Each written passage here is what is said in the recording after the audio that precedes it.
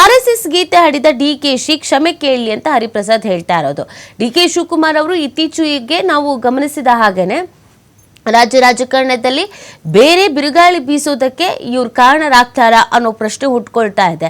ಯಾಕಂದ್ರೆ ನೀವು ಕಾಂಗ್ರೆಸ್ ಅಂದಿದ ತಕ್ಷಣ ಬಹುತೇಕರು ಹೇಳೋದೇನು ಅಥವಾ ಒಂದು ಮನಸ್ಥಿತಿ ಇರೋದಿಗೇನು, ಕಾಂಗ್ರೆಸ್ನವರು ಓಲೈಕೆ ರಾಜಕಾರಣ ಮಾಡ್ತಾರೆ, ಲೆಫ್ಟಿಸ್ಟು ಅನ್ನೋದನ್ನು ಹೇಳ್ತಾ ಇರ್ತಾರೆ. ಅಂದರೆ ಅವರ ಚಿಂತನೆಗಳಾಗಿರ್ಬೋದು, ಅವರ ಆಚರಣೆಗಳಾಗಿರ್ಬೋದು, ಅವರ ಆಚಾರ ವಿಚಾರ ನಡವಳಿಕೆಗಳಾಗಿರ್ಬೋದು ಲೆಫ್ಟಿಸ್ಟ್ ರೀತಿಯಲ್ಲಿ ಇರುತ್ತೆ ಅನ್ನೋದನ್ನು ಹೇಳ್ತಾ ಇರ್ತಾರೆ.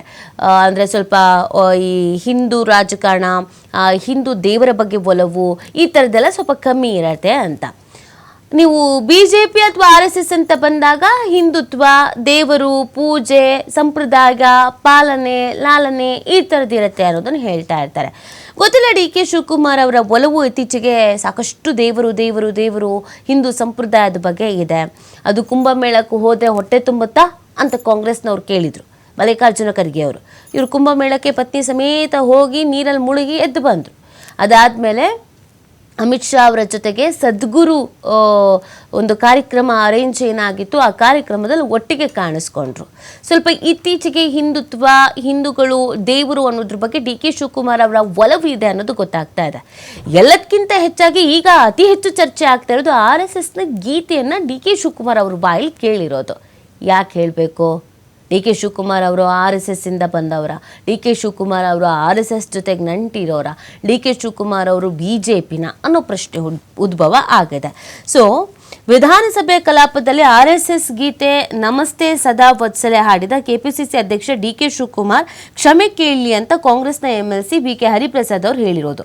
ದೆಹಲಿಯಲ್ಲಿ ಸುದ್ದಿಗಾರರ ಜೊತೆಗೆ ಮಾತನಾಡಿದ ಅವರು, ಯಾರಿಗೆ ಸಂದೇಶ ಕೊಡೋಕೆ ಅವರು RSS ಪ್ರಾರ್ಥನೆ ಮಾಡಿದ್ರು ಗೊತ್ತಿಲ್ಲ, ಕೇವಲ ಉಪಮುಖ್ಯಮಂತ್ರಿಯಾಗಿ ಅವರು ಸಂಘದ ಪ್ರಾರ್ಥನೆ ಮಾಡಿದರಲ್ಲಿ ಅಭ್ಯಂತರ ಇಲ್ಲ ಅಂತ ಹೇಳಿದ್ದಾರೆ. DKಶಿ ಬಗ್ಗೆ ವರಿಷ್ಠರು CM ಚರ್ಚೆ ನಡೆಸಲಿ ಅಂತ ಸತೀಶ್ ಜಾರಕಿಹೊಳಿ ಅವರು ಹೇಳಿರೋದು. ರಾಜಣ್ಣ ಅವರು ಕೂಡ ನೆನ್ನೆ ಸಿಡಿಮಿಡಿಗೊಂಡಿದ್ರು, ನಾವೇನಾದ್ರೂ ಮಾಡ್ಬಿಟ್ರೆ ಆಕ್ಷನ್ ತೆಗೆದುಕೊಳ್ತಾರೆ, ಇವ್ರು ಮಾಡಿದ್ರೆ ಆಕ್ಷನ್ ತೆಗೆದುಕೊಳ್ಳಲ್ವಾ ಅಂತ ಪ್ರಶ್ನೆ ಮಾಡಿದ್ರು. ಸತೀಶ್ ಜಾರಕಿಹೊಳಿ ಅವರು ಕೂಡ ಅದನ್ನೇ ಹೇಳ್ತಾ ಇದ್ದಾರೆ, ಇವ್ರು ಈ ತರ ಹೇಳಿದಾರಲ್ವಾ, ಸೊ ಇವರ ವಿರುದ್ಧ CM ಮತ್ತು ವರಿಷ್ಠರುಗಳು ಚರ್ಚೆ ಮಾಡಲಿ ಅಂತ ಹೇಳಿದ್ದಾರೆ. DK ಶಿವಕುಮಾರ್ ಅವರ RSS ಗೀತೆ ಏನೆಲ್ಲ ಸಂಚಲನ ಸೃಷ್ಟಿಸಿದೆ ಅನ್ನೋದಕ್ಕೆ ಕೆಲವರು ಮಾತನಾಡಿದ್ದಾರೆ. RSS ಗೀತೆಯನ್ನು DK ಶಿವಕುಮಾರ್ ಅವರು ಹಾಡಿದ್ದಾರೆ. ಅದಕ್ಕೆಲ್ಲದಕ್ಕೂ ಸಂಬಂಧಪಟ್ಟಂತೆ ಕೆಲವೊಂದಷ್ಟು ಬೈಟ್ಸ್ ಇದೆ, ನೋಡೋಣ ಬನ್ನಿ. ವಿಧಾನಸೌಧದಲ್ಲಿ ಪಾಕಿಸ್ತಾನ್ ಜಿಂದಾಬಾದ್ ಅಂತ ಘೋಷಣೆಗಳು ಮೊಳಗಿದಾಗ ಅಂತ ದೇಶದ್ರೋಹಿಗಳನ್ನು ಕೂಡ ಕ್ಷಮಿಸಿರ್ತಕ್ಕಂಥ ಸರ್ಕಾರ ಈ ಕಾಂಗ್ರೆಸ್ ಸರ್ಕಾರ. ಅದೇ ಒಂದು ಪ್ರಜಾಪ್ರಭುತ್ವ ದೇಗುಲದಲ್ಲಿ ಸದನ ನಡಿಬೇಕಾದ್ರೆ ಹೊತ್ತು ರಾಜ್ಯದ ಉಪಮುಖ್ಯಮಂತ್ರಿ DK ಶಿವಕುಮಾರ್ ಅವರು ನಮಸ್ತೆ ಸದಾ ವತ್ಸಲೆ ಅದನ್ನು ಹಾಡಿದ್ದಾರೆ ಅಂತ ಹೇಳಿದ್ರೆ ಎಲ್ಲೋ ಒಂದು ಕಡೆ ಅವ್ರಿಗೂ ಕೂಡ ಜ್ಞಾನೋದಯ ಆಗಿದೆ ಅಂತೇಳಿ ನಾನಂತೂ ಭಾವಿಸಿದ್ದೇನೆ. ಈಗ ಭಾರತೀಯ ಜನತಾ ಪಾರ್ಟಿಯವರು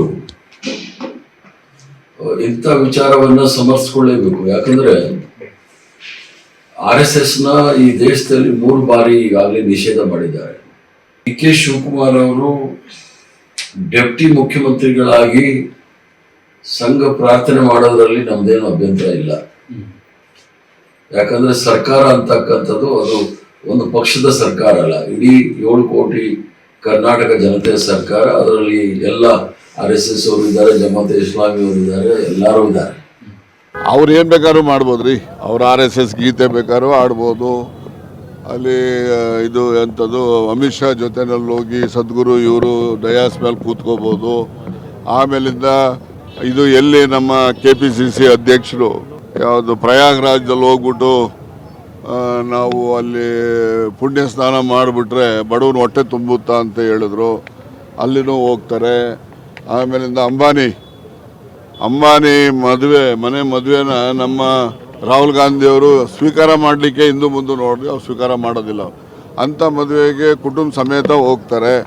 ಹೈಕಮಾಂಡ್ ಮುಖ್ಯಮಂತ್ರಿಗಳ ಅವರ ತೀರ್ಮಾನ ಮಾಡಬೇಕು. ಯಾಕಂದ್ರೆ ನಮ್ಮ ಮಟ್ಟಕ್ಕೆ ಇದನ್ನ ತೀರ್ಮಾನ ಮಾಡ್ಲಿಕ್ಕೆ ಆಗುಲ್ಲ, ಅದಕ್ಕೆ ಯಾವುದೇ ಒಂದು ಅಂತಿಮ ನಿರ್ಧಾರ ಬರ್ಲಿಕ್ಕೆ ಸಾಧ್ಯ ಆಗುತ್ತೆ. ರಾಜ್ಯದಲ್ಲಿ ಏನ್ ನಡೀತದೆ ಎಸ್ ನೋಡಿ, ಡಿ ಕೆ ಶಿವಕುಮಾರ್ ಅವರ ವಿರುದ್ಧವಾಗಿ ಪರವಾಗಿ ಒಂದಷ್ಟು ಬ್ಯಾಟಿಂಗ್ಗಳನ್ನು ಮಾಡಲಾಗ್ತಾ ಇದೆ. ಕಾಂಗ್ರೆಸ್ನವರು ಸ್ವಲ್ಪ ಸಿಡಿಮಿಡಿಗೊಂಡಿದ್ದಾರೆ, ಬಿಜೆಪಿಗರು ಇದನ್ನ ಪಾಸಿಟಿವ್ ಆಗಿ ತೆಗೆದುಕೊಳ್ತಾ ಇದ್ದಾರೆ.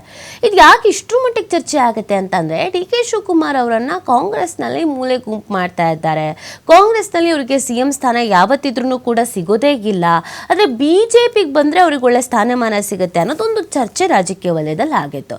ಸೊ ಕಾಂಗ್ರೆಸ್ನವ್ರಿಗೂ ಕೂಡ ಡಿ ಕೆ ಶಿವಕುಮಾರ್ ಅವ್ರ ಮೆಸೇಜ್ ಪಾಸ್ ಮಾಡ್ತಾ ಇದ್ದಾರೆ, ನಾನು ಬಿಜೆಪಿಗೆ ಹೋಗಬಹುದು, ಬಿಜೆಪಿಗೆ ಹೋಗಬಹುದಾದ ಎಲ್ಲ ಕ್ವಾಲಿಟಿಯೂ ನನ್ನಲ್ಲಿ ಇದೆ, ಬಿಜೆಪಿ ನಾಯಕರಿಗೆ ಹತ್ತಿರ ಆಗುವಂತ ಪ್ರಯತ್ನ ಆಗ್ತಾ ಇದೆ ಅನ್ನೋದನ್ನ ಕಾಂಗ್ರೆಸ್ನ ಹೈಕಮಾಂಡ್ಗೆ ಡಿ ಕೆ ಶಿವಕುಮಾರ್ ಅವರು ಪಾಸ್ ಮಾಡ್ತಿದ್ದಾರೆ ಅನ್ನೋದು ಒಂದ್ ಕಡೆ. ಆದ್ರೆ ಇನ್ನೊಂದು ಕಡೆ ಕಾಂಗ್ರೆಸ್ ಅಂದ್ರೆ ಕೇವಲ ಹಿಂದುಳಿದ ವರ್ಗಗಳು ಅಥವಾ ಬೇರೆ ಧರ್ಮದವರನ್ನ ಓಲೈಕೆ ಮಾಡೋ ರಾಜಕಾರಣ ಅಲ್ಲ.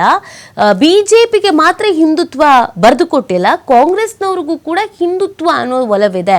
ಕಾಂಗ್ರೆಸ್ನಲ್ಲಿ ಇದ್ರೂ ಕೂಡ ಹಿಂದುತ್ವವನ್ನು ಫಾಲೋ ಮಾಡಬಹುದು. ಕಾಂಗ್ರೆಸ್ನಲ್ಲಿ ಸಿದ್ದರಾಮಯ್ಯನವರು ಇಲ್ಲಿ ಹಿಂದೂಗಳ ವಿರುದ್ಧ ಅನ್ನೋದೊಂದು ಮೆಸೇಜ್ ಆಲ್ರೆಡಿ ಪಾಸ್ ಆಗಿದೆ. ಬಟ್ ಡಿ ಕೆ ಶಿವಕುಮಾರ್ ಅವರನ್ನ ಸಿಎಂ ಮಾಡಿಬಿಟ್ರೆ ಕಾಂಗ್ರೆಸ್ನಲ್ಲಿ ಹಿಂದುತ್ವದ ಬಗ್ಗೆ ಅವರಿಗೆ ಒಲವಿರೋದ್ರಿಂದ ನಮಗೂ ಕೂಡ ಒಳ್ಳೆ ಬಲ ಬರುತ್ತೆ ಅನ್ನೋದೊಂದು ಮೆಸೇಜ್ ಪಾಸ್ ಆಗಲಿ. ಒಂದು ಕಲ್ಲಲ್ಲಿ ಎರಡು ಹಕ್ಕಿ ಹೊಡೆಯುವಂತ ಕೆಲಸವನ್ನ ಡಿ ಕೆ ಶಿವಕುಮಾರ್ ಅವರು ಮಾಡ್ತಿದ್ದಾರೆ ಅನ್ನೋದನ್ನು ಹೇಳಲಾಗ್ತಾ ಇದೆ. ಗೊತ್ತಿಲ್ಲ ಡಿ ಕೆ ಶಿವಕುಮಾರ್ ಅವರು ಯಾರಿಗೆ ಮೆಸೇಜ್ ಪಾಸ್ ಮಾಡಕ್ ಹೋಗ್ತಾ ಇದ್ದಾರೆ, ಏನ್ ಮೆಸೇಜ್ ಪಾಸ್ ಮಾಡಕ್ ಹೋಗ್ತಾ ಇದ್ದಾರೆ, ಅದವರಿಗೆ ವರ್ಕೌಟ್ ಆಗತ್ತಾ, ಅದವರಿಗೆ ಹಿನ್ನಡೆ ಆಗತ್ತಾ, ಮುಂದಿನ ದಿನಗಳಲ್ಲಿ ಇದು ಯಾವೆಲ್ಲ ರೀತಿಯಾದಂಥ ಸಮಸ್ಯೆಗಳನ್ನು ತಂದೊಡ್ಡಬಹುದು ಅನ್ನೋದನ್ನ ನೋಡ್ಬೇಕಾಗತ್ತೆ.